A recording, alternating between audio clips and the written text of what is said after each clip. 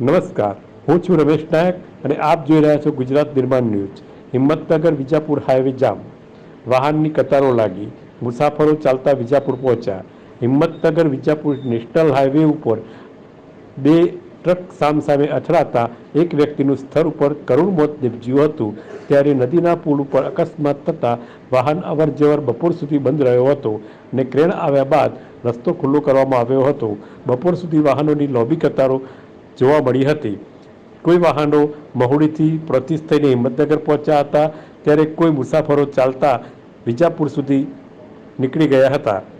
રમેશ નાયક, ગુજરાત નિર્માણ।